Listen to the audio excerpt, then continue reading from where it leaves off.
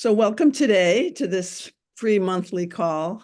I'm Susan Campbell. I almost always do these on Tuesday mornings, 10 to 11 Pacific time, just so you know. And I announced them in my newsletter, but I was saying to some of you before, I'm not aggressive at all about putting the word out the morning of and that sort of thing. And that's a choice. I just come from a background, the way I was trained, well, Fritz Perls is one of my teachers, Gestalt therapy. And one of his phrases was wipe your own ass. So he didn't believe in overdoing the caretaking thing. So that's just in my background, and it's my personality style anyway. So that means take care of yourself in finding these. And I want to say that I generally do these on topics that I just want to see what I have to say or what other people have to say about a topic. Like this one grew out of realizing that a lot of my clients come in with some situation where they've disappointed themselves. And then it got me thinking, how do I disappoint myself? Or is that any kind of a theme in my life? And it's not much of a theme these days, but it was almost always a theme when I was giving big public speaking talks. I would almost always feel afterwards, gee, I let myself down. I didn't bring my best information or my best stories to the situation. And so recently with clients, I've been looking more at how to work with that. I mean, yes, it's good, I think, just to recognize that and accept that. And there's some, like superficial learning when I just have that conversation with myself.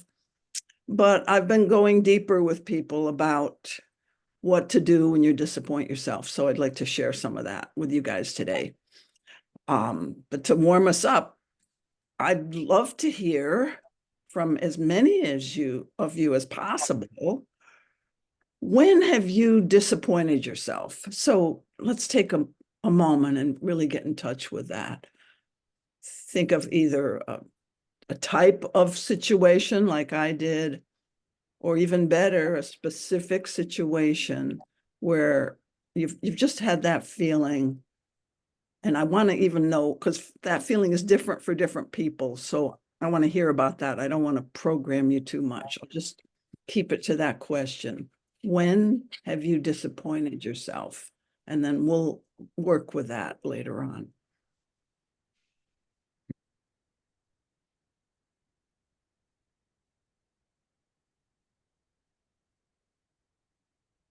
And notice how you feel as you bring up a memory.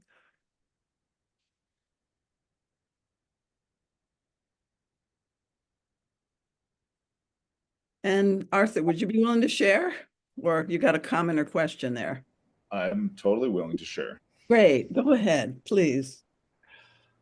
One area that's been really alive for me recently is my relationship with my dog, Max.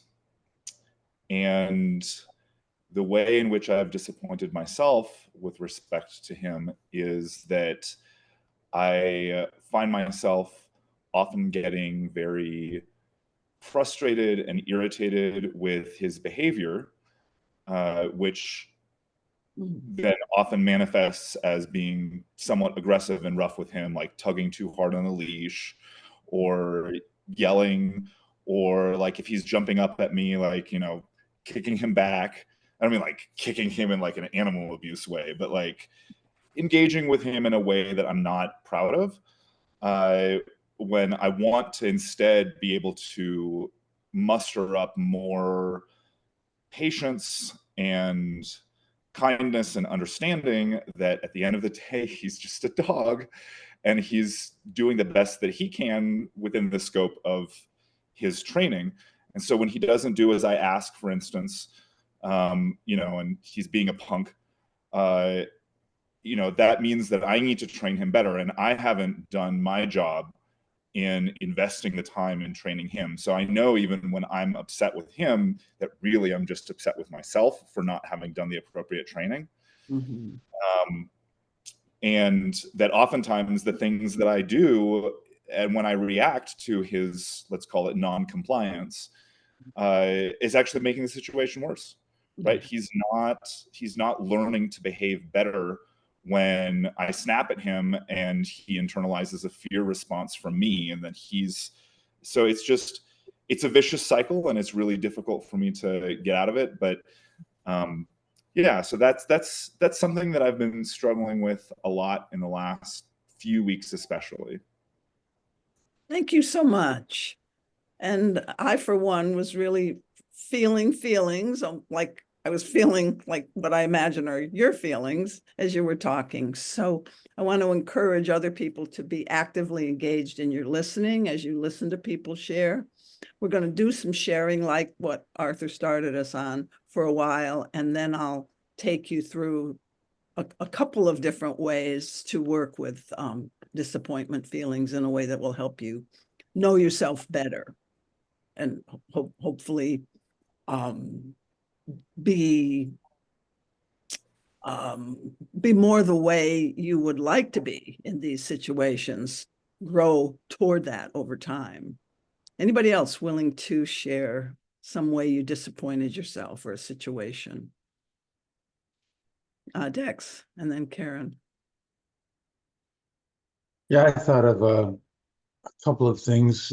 One is I'm daily, almost daily, make a list of things that I want to accomplish that day, and I don't always accomplish them. Yeah. My tendency is to uh, push harder, try harder, and then either, and I find myself getting more kind of contracted the harder I try. I Yeah, and then as I think maybe I'm like who was like respond like Arthur's dog, you know, I resist the leash that I'm putting on myself. Uh, and then other times I just push what it is that I would otherwise be disappointed by, push it out another day, uh, to kind of just not fall into the disappointment. I just, yeah, I move it forward. And finally, if I just don't get the thing done, then I feel diminished somehow. Like I just feel smaller. That's me. Okay, thanks. Thanks. There's some rich material in there. I just made a note to come back to some things. Thanks. And Karen, you had something to share. Yeah, I kind of humorously, when you ask the question, how have you disappointed yourself? And I'm like, which time? Mm. But I currently find I'm disappointed in my behavior because I'm not speaking up to myself in a living situation with a roommate. And I'm constantly ruminating on it. And then when I do speak about it, there's so much charge behind it that I'm not sure they can hear me at all. And I'm trying to think about it, and I'm trying to say what words that I think are non-triggering to the person. But I'm disappointed because I'm not speaking up for myself. That's a really popular And one, I think. Yeah. yeah. And I make up all kinds of stories in my head in the meantime about what this person knows or doesn't know, or anyways. And so I find myself disappointed in my behavior around it Yeah. and my inability. It feels frustrating to not to know like it's safe to speak up, but I hold myself back. Yeah, yeah. I bet you a lot of people can identify with that one. Thanks. Who else is willing to share? Yeah, go ahead, Lena. Hi, thank you for this topic. It's very helpful, I think. The only thing I can think of, and I'm sure there's plenty of others, but this is so big for me, is that I stay in relationships that aren't healthy for me. And it's a couple years ago, I was lucky enough to find Susan's work. And I feel like I've done amazing progress at speaking up for my needs. So the problem is when the other person is a good person and enjoyable to be around, but for whatever reason they can't hear my needs, I'm just too different from them. And I stay because I can see all the good parts of the relationship, but I end up getting sick. This is like a lifelong pattern that I know when the relationship's wrong for me, I'm not able to turn myself into a pretzel and stay well. Wow, thank you. Yeah. Anyone else? Yeah, Sherry. First thing that popped up in my mind, Susan, dovetailed on your personal example at the opening, which is in a position of leading, being self-critical. I think you mentioned speaking at an event. And last month, I host a regular event called Spiritual Cabaret, and I had the biggest house I've ever had. Like all the seats were taken, more people were still filling in, and I had this feeling of overwhelm. Like I was so excited by the full house, and I just couldn't get in my body. I couldn't, like I turned into a performative version of myself as opposed to like the heart-centered person that I want to be. And I'm like, here I have an opportunity to impact this full house on what this experience is all about. And I just felt like I bombed. And my friends that were there were like, Sherry, even your bad day is still fine, nobody noticed. But it didn't feel right for me. And yeah, I really carried that with me all month in February, and now we're into March. And so I'm just telling myself this story that that under pressure I don't know how to be an embodied leader. Thank you for that one. I was with you all the way on that one personally, Sherry. Anyone else? Scott. I'll share. I don't know, mine was weird. I feel like when you first asked the question, the first thing that popped into my mind, I feel a little embarrassed saying this, but the first thing that popped in my mind is that I disappointed myself as a child when I let my mom parent me rather than standing up, like being who I wanted to be, like being more outspoken. And I guess the funny thing is as I said this, I'm like, is that a real memory? Is that a real, like I'm even questioning it as I say it. Like, did that really happen, or is that just me imagining how my childhood is, like some sort of thing? But then anyway, then I decided, well, what's something more current that I can, look at that's more reality? And I'm in a place right now where I quit my job a while ago, and I'm still telling myself I want to do things I want to do with my life, and I'm not doing them.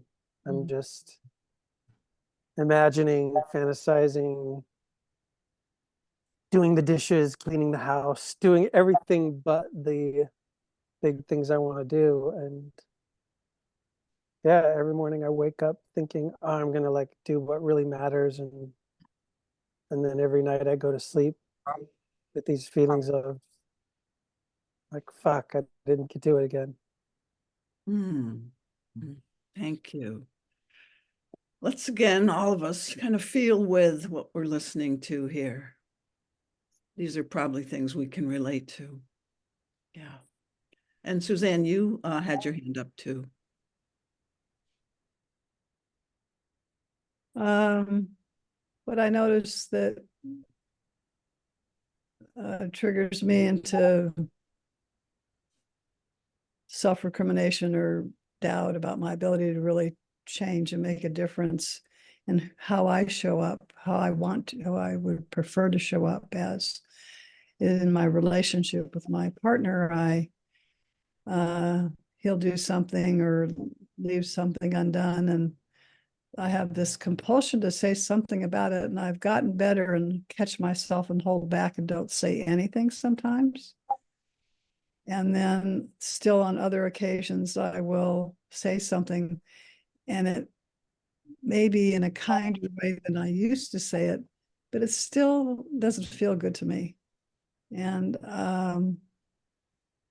afterwards I apologize, and now I've kind of into that pattern, and really would like to see myself catch myself much sooner and use a much more conscious way to express what I'm feeling or noticing.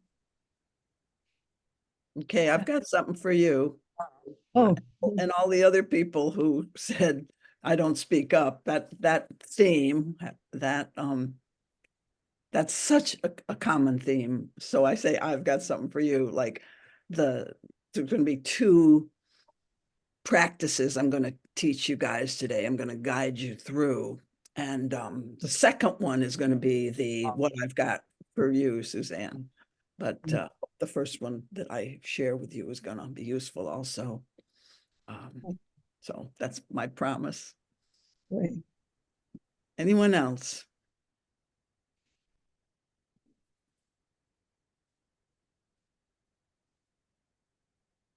It was a pretty good sampling of types of issues, and I want to thank you so much, each of you who shared there.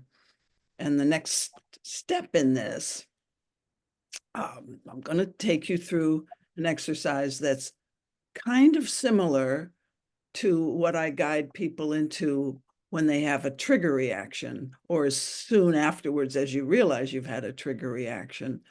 But the fact is, any uncomfortable situation that you can bring to mind, anything that was painful or felt off to you, you can work with that in a very similar way to the way I work with trigger reactions with people. And I guide people to learn the practice of doing this with yourself. So this is a practice you can do with yourself. So I'm gonna ask you to make sure you're really comfortable and centered in your chair, and just first notice how the chair is supporting you, and allow your breathing to deepen. And you'll probably want to close your eyes for this. So we're going to be going into that memory again.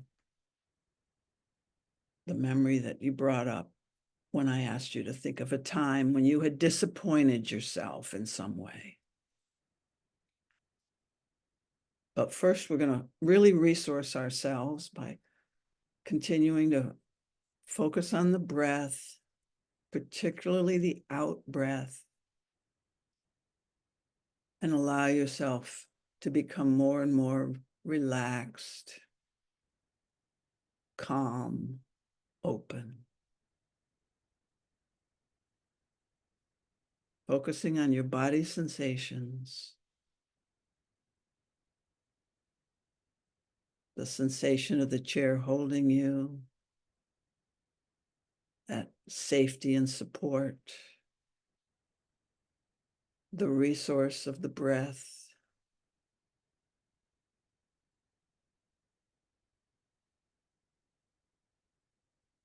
Focusing on body sensations helps you feel grounded in the present moment.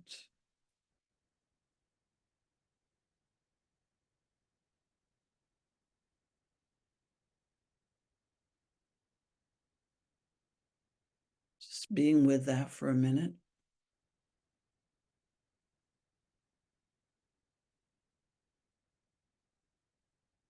So what you're doing is you're making space for yourself. You're going to make space, a big, open, receptive, safe space.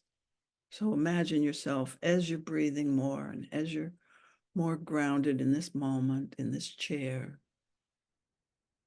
Imagine yourself just kind of expanding and becoming an open, accepting space.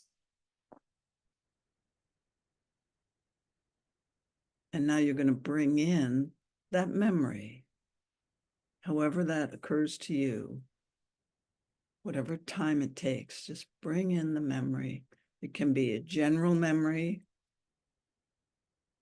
or like a hodgepodge of some different memories or one specific memory. The more specific it is, the more useful I think it will be, because you have a little more of that sense of what it was really like in that moment for you. But do what you can to now bring in the feelings associated with that incident or those incidents. Some of you mentioned what the feelings were. Let's bring those back and hold that big open space. So in one sense, you're both the space and you're the event happening inside that space. You're witnessing that event with tenderness, but also with perhaps the feelings that you were having at the time that were somewhat self-critical or wishing things were different. You're letting those kind of feelings into that space.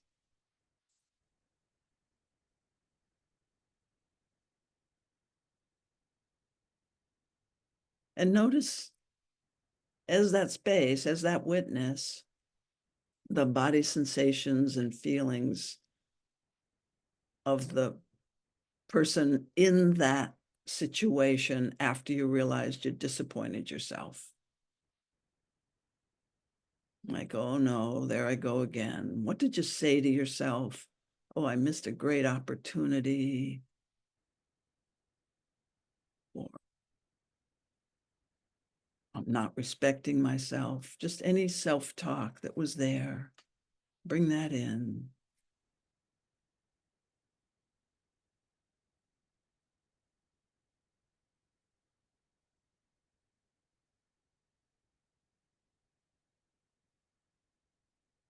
I'm going to ask a kind of question that might get you back into your head a little bit.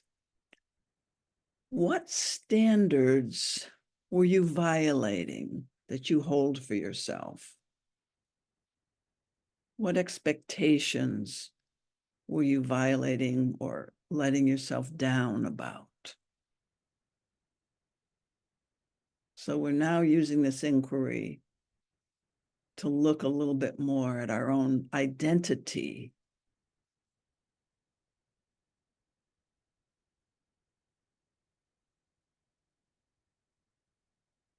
For example, I identify with how much I get done. And when I don't get anything done in a day, I suffer in some way. I feel that I've let myself down. Or I don't get the right things done. We heard a couple of examples of these. Like wasting my time. What do you say to yourself that gives you a clue to what you identify with, like what's a good and worthy person, for example, in your world.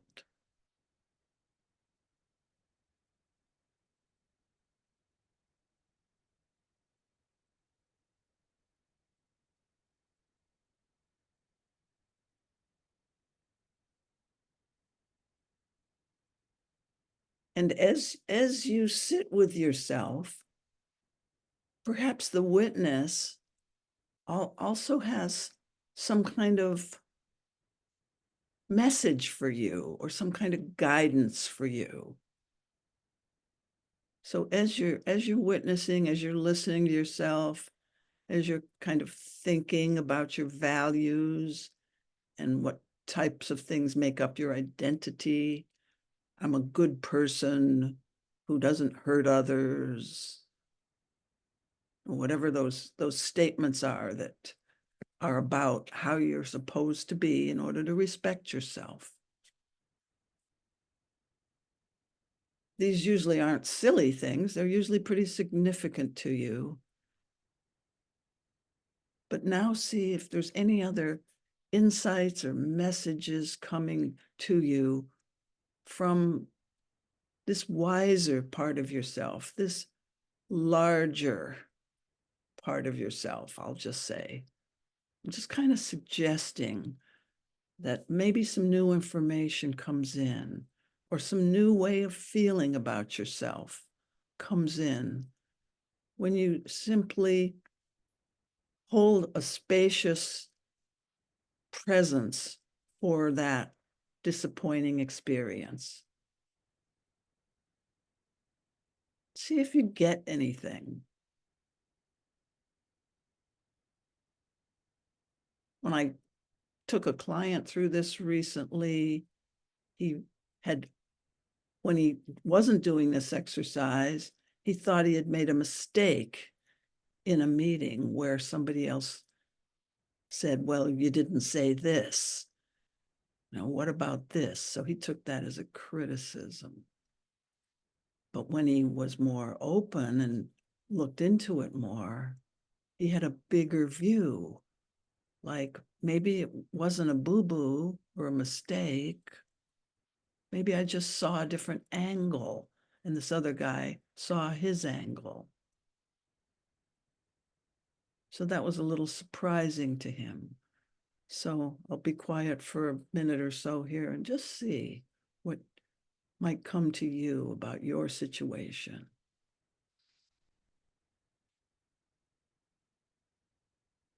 There could be more disappointment, like, gee, you didn't feel it deeply enough. Or there could be more perspective, like I just shared about my client.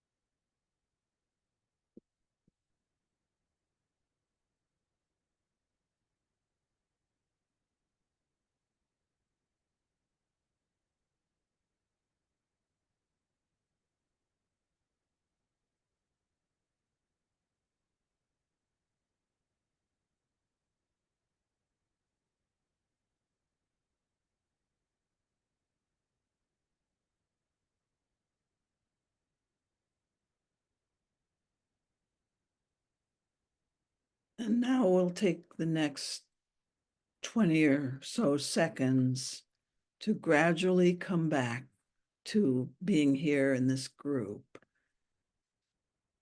So don't hurry it, but do what you need to do now to complete this inner relating with yourself.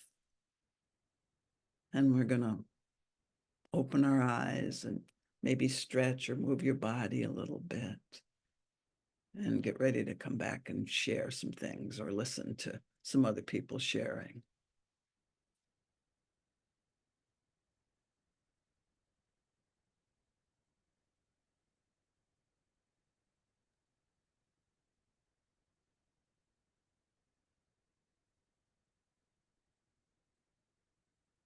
So who would be willing to say what came up for you as you just sat with the feeling? Arthur. The thing that came up for me the most was in response to your prompting us to think about like what our deeply held values are and in what ways were we maybe not living up to them.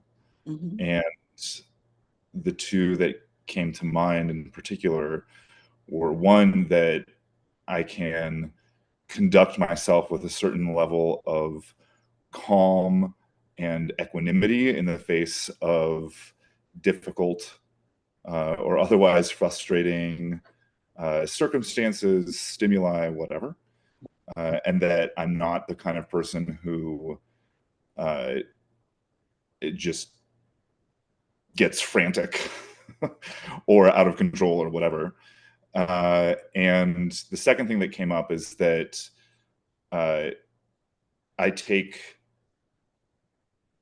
very seriously the being in a caregiver role for another creature. Mm.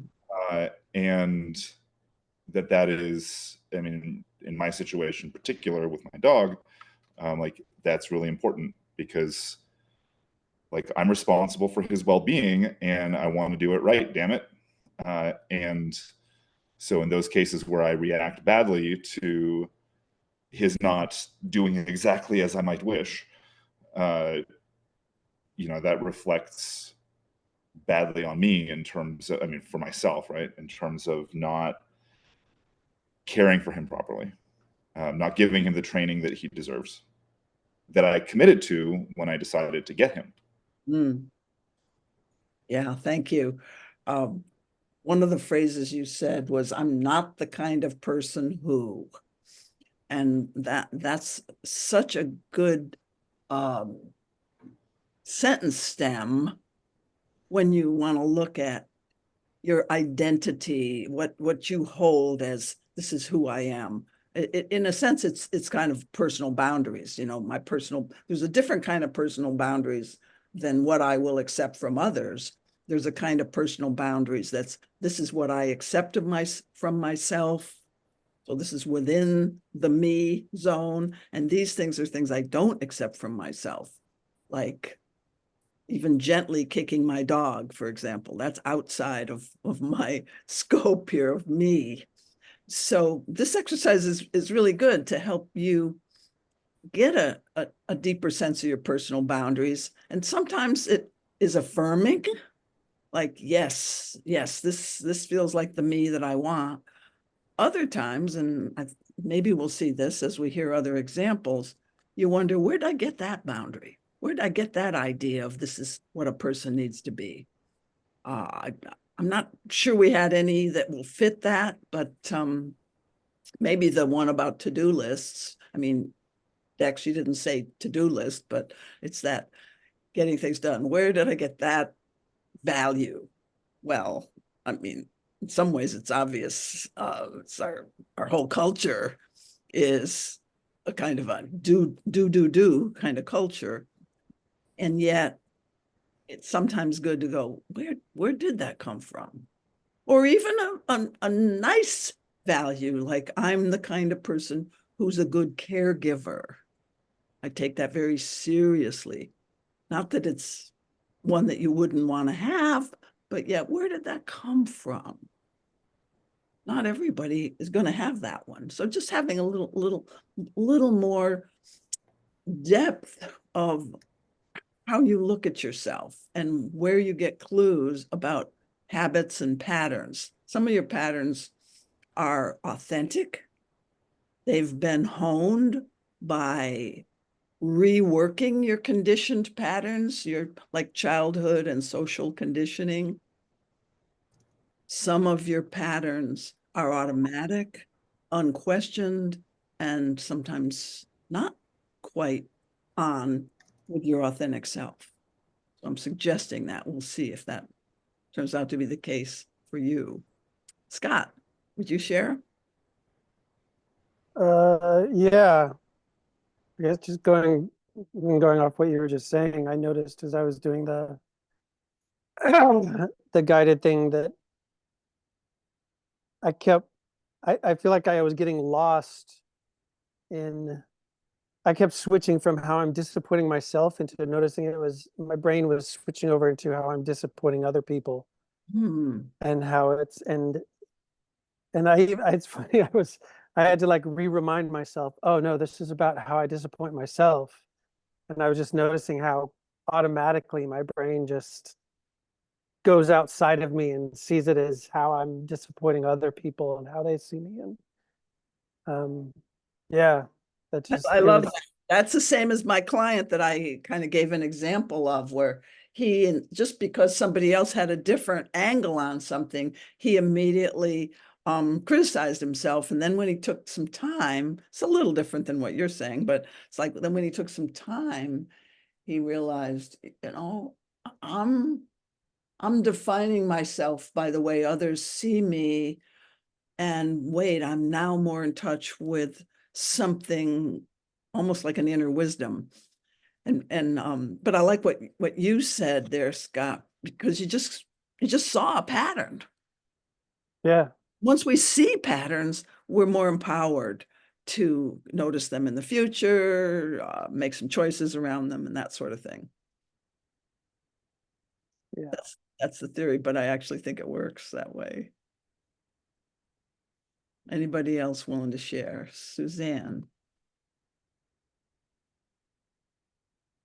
This is a little tenuous for me, but what I'm noticing is that my original intention was a good intention to acknowledge my partner's freedom to do what he had done. But there is a presumption that I have behind that, that he needs that from me in some way, or I'm trying to change myself and be positive about stuff, but it wasn't clean. I'm not quite sure how to see it. I can see that, well, obviously there's some confusion I have right in the moment about that. And then I'm presumed certain things about his behavior that maybe there's some validity. I've seen the validity in the past in my understanding those behaviors, but to go on the presumption rather than asking or being curious about it and inquiring of him what it meant for him, I was already projecting what I thought the meaning was. And that's not who I want to be.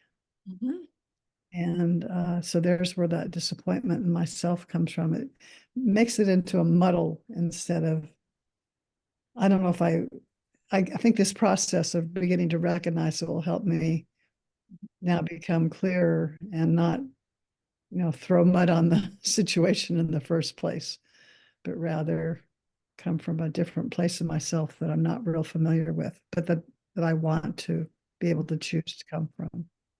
I don't know if that's clear. Yeah, well, what I make of that is, one thing is you're giving yourself some wisdom in that quiet time. You gave yourself some wisdom, some guidance. And I, in a way, when we're just quiet and we sit with something with that attitude of receptivity, and if we can make ourselves feel safe, it's always good to know how to self-regulate, which is kind of what we were doing there.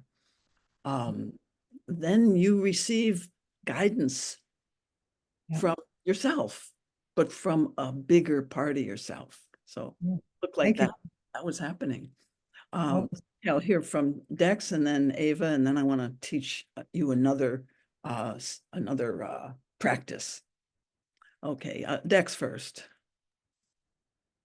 Okay, so I enjoyed this exercise. I noticed when I set a goal for myself and I don't meet my expectations, I feel tense in my body, kind of I go to a try harder place, and the values that I hold for myself of courage and trust and follow through and dependability, aren't met.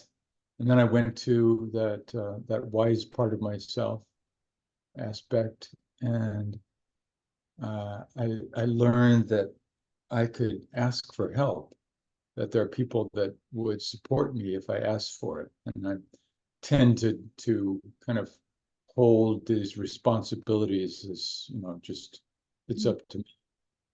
And yeah, so I liked that understanding. And I'll do that. Me too. I got a big smile listening to you. Yay.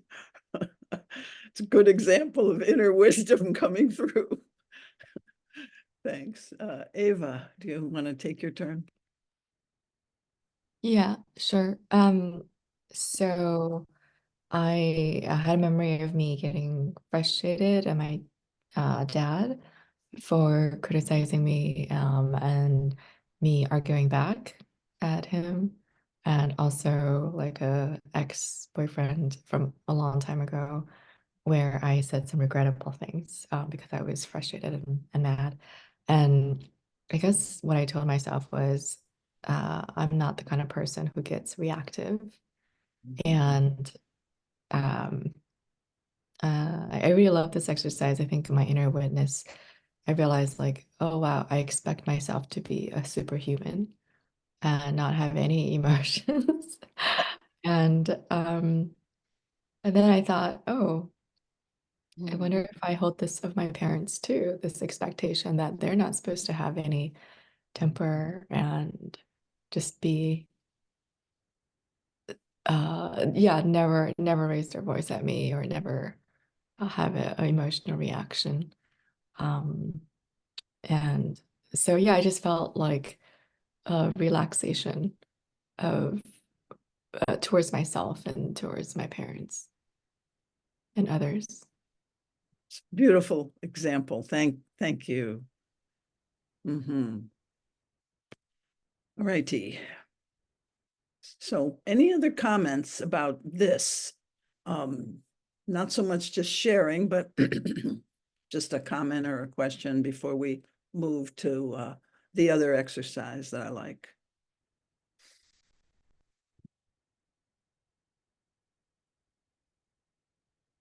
So for those of you who shared sometime where you were in an interpersonal situation, see, a lot of this disappointment is just with yourself, but when you're in an interpersonal situation and you disappoint yourself, and I'm thinking more one-on-one now, I can't just go back and redo the whole speech that I didn't do a good job on, but this is a do-over exercise.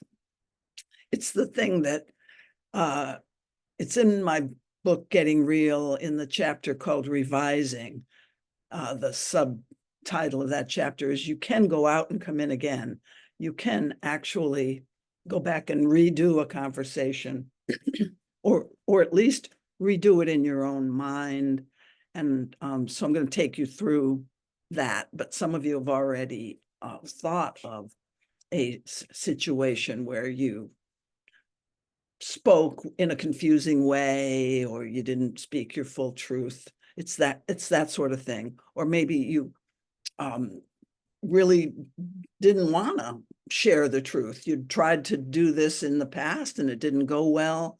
So I want to ask you to think of a situation where you didn't speak up for yourself, or you were on automatic, or you intentionally withheld for some kind of fear reason, or avoiding discomfort reason.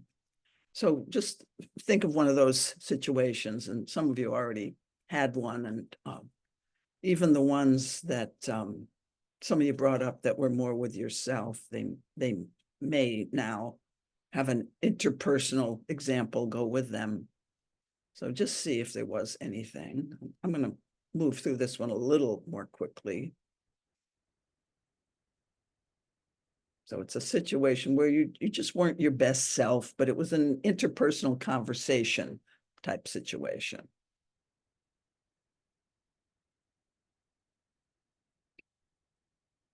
And now I'll ask for sharing at the very end, but I'm going to take you through the whole, it's like 5 steps.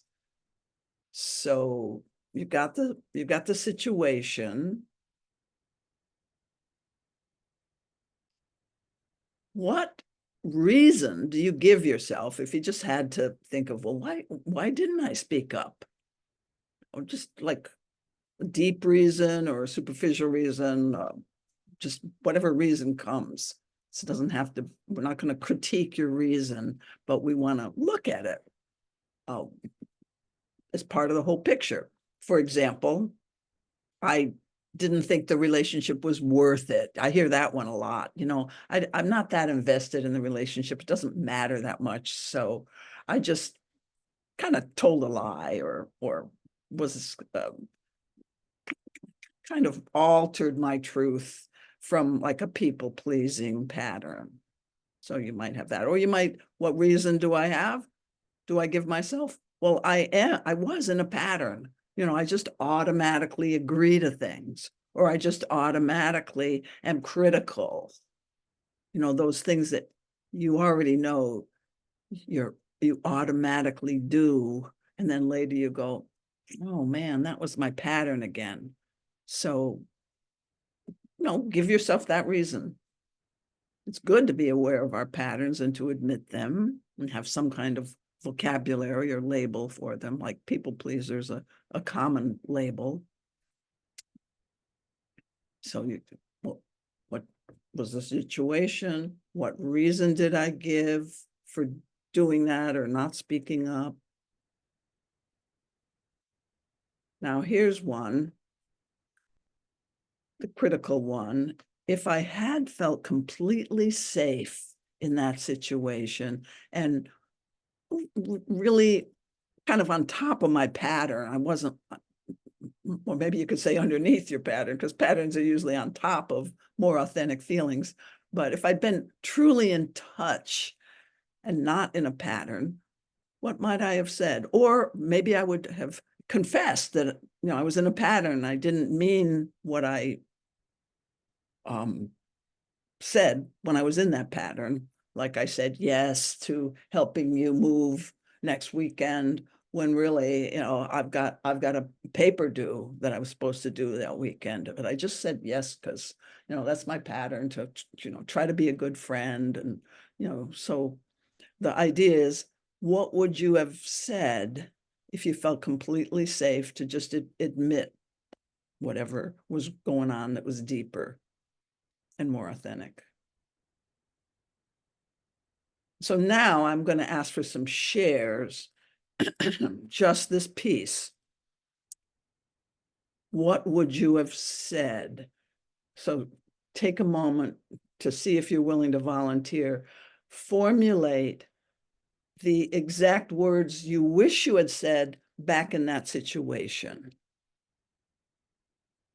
And you're not telling us about it. You're actually imagining speaking to this person. Is there anybody willing to do that? Dex, you willing to do that? Go.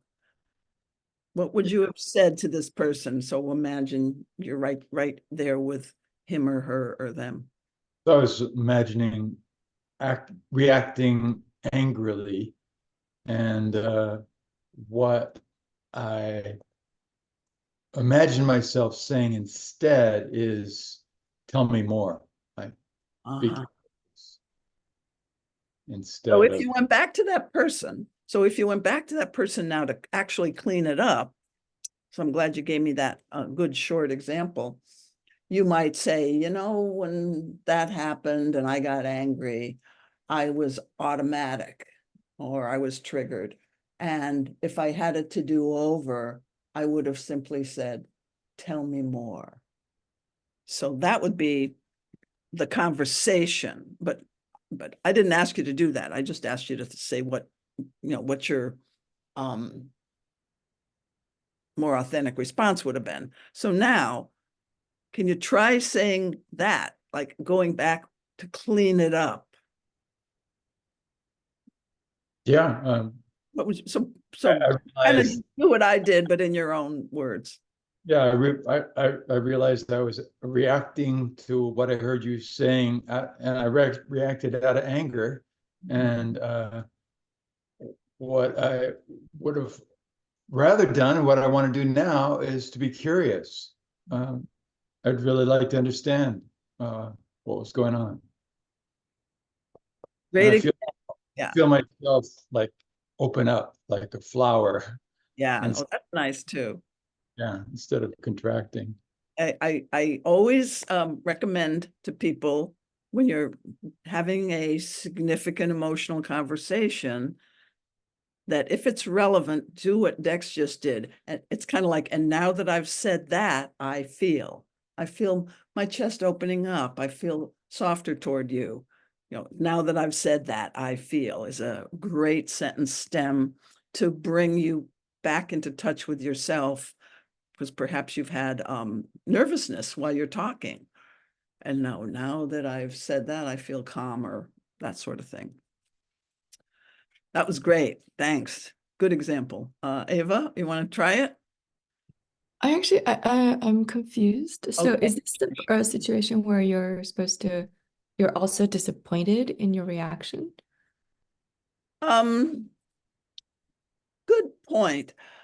I'm assuming that if you weren't your best self, Yeah. that disappointment was already in there. So yes, but I didn't ask you to think of a situation where you disappointed yourself. So thanks for catching that.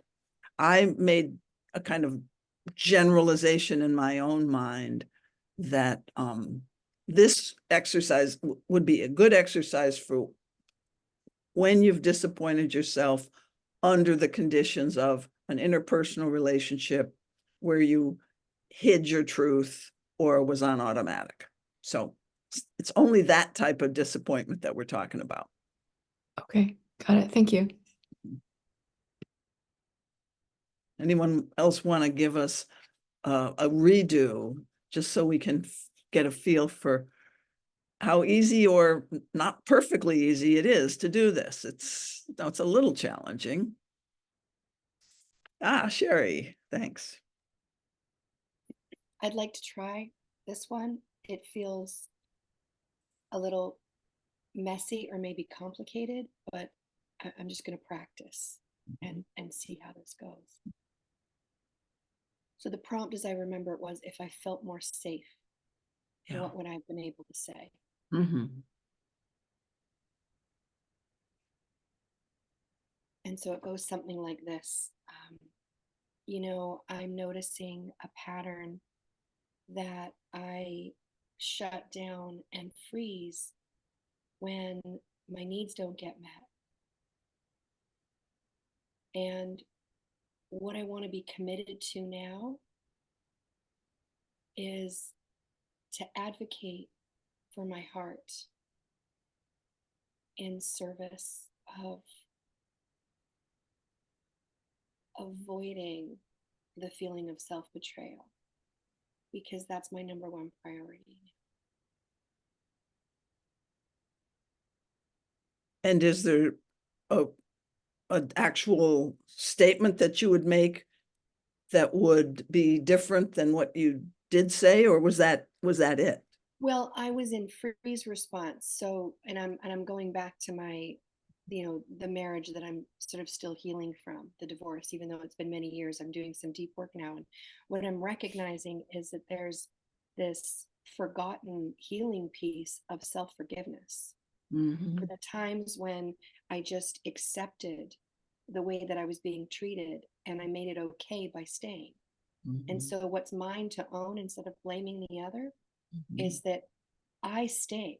So that like validated that what was happening was okay. So this work is, instead of freezing, so if I could go back, I would actually just speak my truth of like, wow, I'm noticing that I'm freezing again. Like this is where the healing is for me.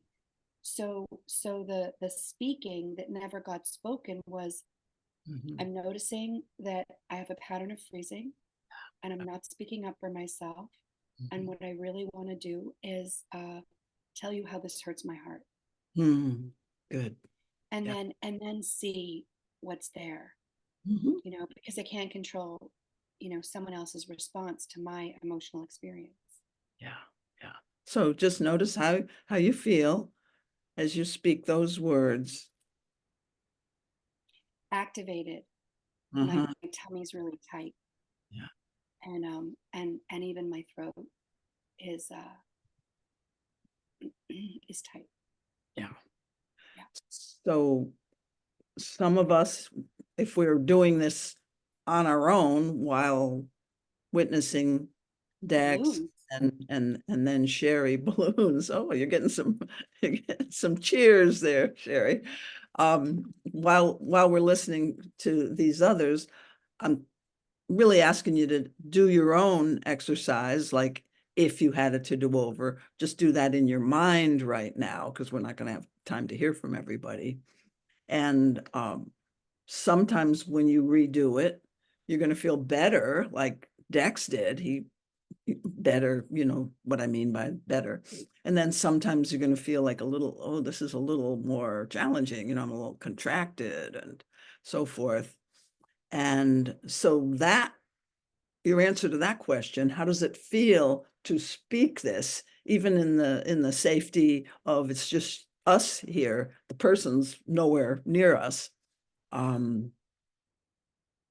does it feel? That will inform your answer to this last question, which is, would it be appropriate to actually go back to this person and have this conversation that you just kind of rehearsed in your own mind? And sometimes the answer is yes, sometimes the answer is no. Depends on a lot of factors, and it's not absolutely important, really, that you go back. I mean, if you can, and like Sherry said, I'll just go and, well, she said it hypothetically, but I would just go and let the chips fall where they may, realize I can't control the outcome. But sometimes it's either for some reason not appropriate, you're not up to it. No, this was good enough. Just saying it to myself. And that's what I want to get across to you. Just going to that fourth step where you just speak it in the words that are pretty close to what you would say with the person, because you're building neural pathways of being more articulate about your authentic feelings. And that's always a good thing. And when you're safely, in your own bedroom, looking in the mirror and saying it, what can happen? Well, you can feel some uncomfortable feelings, but it's building capacity here. So this exercise is a really good one to do on a regular basis, where you ask yourself, when was I not true to myself in some way? Why do I think I did that? Like, I either couldn't care less or something, but you look at your reasons, and some of your reasons you'll go, oh, that's an excuse. Other reasons you'll go, yeah, that's pretty valid. I'm going to stand with that one. But still, whatever your reasons were, what would you say if you were more true to yourself? And then and how that feels. And then, is it time to do that? Can you make a time to go and have this conversation? And if you do make a time to make a promise to yourself to go and have this conversation, of course you have to get the other person's buy-in, their consent. You have to let them know that you want to clear the air and you want to have time to do that with them. And is this a good time, or when's a good time, and so forth. And then once you've delivered your do-over, your revision, then you always want to ask, and now I'd like to know how that lands for you. Or you can put that in your preamble. I want to say something, and then I want to hear whatever you've got after hearing that. So that's the second exercise. It's incredibly easy to do, actually. And I think it will, I do it still. Not necessarily, I don't always go to the person, but if they're local to me, I usually do go. It's just something that you never outgrow your need for that exercise. And I feel so much better after I've done it. So I'm selling it. If you need a printed copy of that, I have one, so email me. And good luck. Any final comments before we close? Thank you. This was great. All right. Thank you for saying that. I had no idea how this was going to go. I've never presented on this topic before, but that's why I do these with a safe audience like you guys. So thank you so much for showing up. You didn't disappoint. Susan.